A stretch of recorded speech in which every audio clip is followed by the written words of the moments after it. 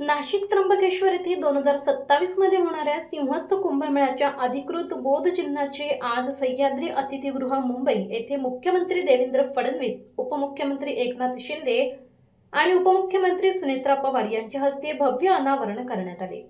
भारतीय अध्यात्म, श्रद्धा, परंपरा आणि राष्ट्रीय एकात्मतेचा संदेश देणारे हे बोध चिन्ह उपस्थितांच्या विशेष आकर्षणाचे केंद्र ठरले।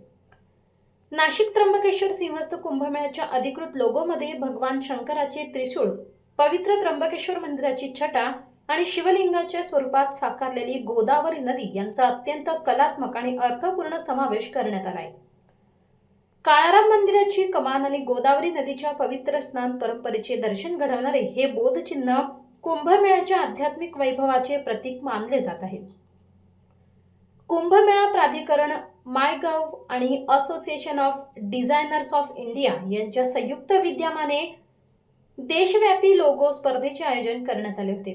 20 नोव्हेंबर ते 20 डिसेंबर 2025 या कालावधीत पार पडलेल्या या स्पर्धेत तब्बल 3067 प्रवेशिका प्राप्त झाल्या। यामध्ये 70 आंतरराष्ट्रीय स्पर्धकांचाही सहभाग होता। विशेष म्हणजे 18 ते 24 वयोगटातील तरुणांनी सर्वाधिक उत्स्फूर्त प्रतिसाद दिला। या स्पर्धेत पुणे येथील सुमित काटे यांनी प्रथम क्रमांक पटकावत 3 लाख रुपयांचे पारितोषिक मिळवले। नोएडा येथील मयांक नायक यांनी द्वितीय तर पंढरपूर येथील पियुष पिंपळनेरकर यांनी तृतीय क्रमांक पटकावला।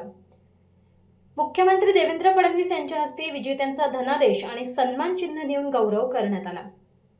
Prasoon Joshi, Ashwini Deshpande, Mandar Rane, Vrushali Kekane Deshmukh, Barish Date, Vinay Narang, doctor Prajakta Paste, Prafulla Sawant, doctor Dinesh Vaidya, Anthony Lopez आणि डॉक्टर किरण शिंदे यांच्यासारख्या नामवंत डिझाईन तज्ञांच्या समितीने सर्जनशीलता, नाविन्य, ब्रँड, सुसंगता आणि सादरीकरण या निकषांवर लोगोची निवड केली।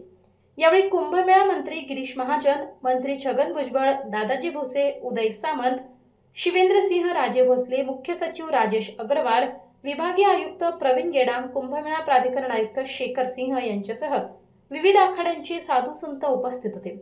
मुख्यमंत्री आणि उपमुख्यमंत्र्यांनी साधू संतांचे स्वागत करत सिंहस्थ कुंभमेळ्याच्या भव्य आयोजनाचा निर्धार व्यक्त केला।